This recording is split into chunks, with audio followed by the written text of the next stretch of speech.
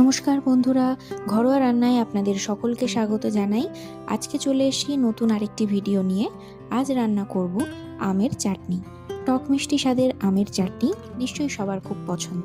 তো চলুন দেখে নেওয়া যাক কিভাবে এই আমের চাটনিটি রান্না করতে হয়। প্রথমে আমি দেখুন কাঁচা আম নিয়ে নিয়েছি। এখানে আমি টোটাল 5টা আম নিয়েছি। তো এই আমগুলোকে ফার্স্টে খোসা ছাড়িয়ে এর আঁটিগুলোকে বাদ দিয়ে তারপর কিন্তু রান্নাটা করব, ঠিক আছে? তো দেখুন এইভাবে আমগুলোকে আমি কেটে নিয়েছি, আঁটিটা কিন্তু একদমই বাদ দিয়ে দিয়েছি। তো এবার রান্নাটা শুরু করব। কড়া নিয়েছি, এতে আমি একটু সর্ষের তেল দেব। সর্ষের তেল গরম হওয়া অবধি অপেক্ষা করব। সর্ষের তেলটা গরম হয়ে গেছে, এবার এতে আমি দিয়ে দেব 5 ফোড়ন। এবার আমগুলোকে ছেড়ে দেব তেলের ওপর। আমগুলো তেলের ওপর দিয়ে খুব ভালোভাবে নাড়াচাড়া করতে হবে। আমগুলো 2-3 মিনিট আমি ভালোভাবে নাড়াচাড়া করে নেব। তারপর এতে দেব নুন। আমি পিঙ্ক সল্ট দিয়েছি কারণ আমাদের বাড়িতে পিঙ্ক সল্ট ইউজ করা হয়। আপনারা চাইলে নর্মাল যে সল্ট সেটাও ইউজ করতে পারেন। এবার আমি দিয়ে দিচ্ছি হলুদ।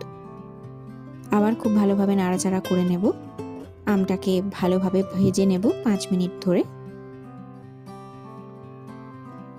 দেখুন আমটা ভালোভাবে ভাজা হয়ে গেছে। এবার এতে কিন্তু আমি জল ঢেলে দিতে পারবো।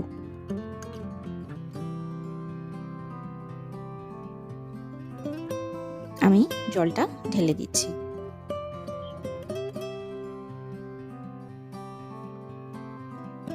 আবার একটু নাড়াচাড়া করে এবার কিন্তু এটা আমরা ঢাকা দিয়ে দেব,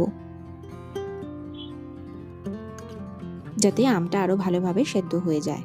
তো আমি কাঁচের লিডটা চাপা দিয়ে দিলাম 5 মিনিটের জন্য। 5 মিনিট হয়ে গেছে, দেখুন। এবার আমি চেক করে নেব যে আমগুলো সেদ্ধ হয়েছে কিনা। আম সেদ্ধ হয়ে গেছে। এবার আমি চিনিটা দিয়ে দিতে পারবো। আম সেদ্ধ না হলে কিন্তু চিনিটা দেওয়া যাবে না, কারণ চিনি যদি আম সেদ্ধ হওয়ার আগে দিয়ে দেন তাহলে কিন্তু আর আম সেদ্ধ হবে না।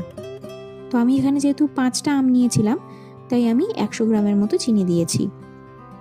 আপনারা চাইলে আপনাদের টেস্ট মতো চিনি দিতে পারেন। আমি যেহেতু টক মিষ্টি চাটনি পছন্দ করি, তাই আমি 100 গ্রাম চিনি দিয়েছি এতে। তো চিনিটা যাতে ভালোভাবে এতে মিশে যায় তার জন্য আমি এটা আরেকবার একটু ঢাকা দিয়ে দেব।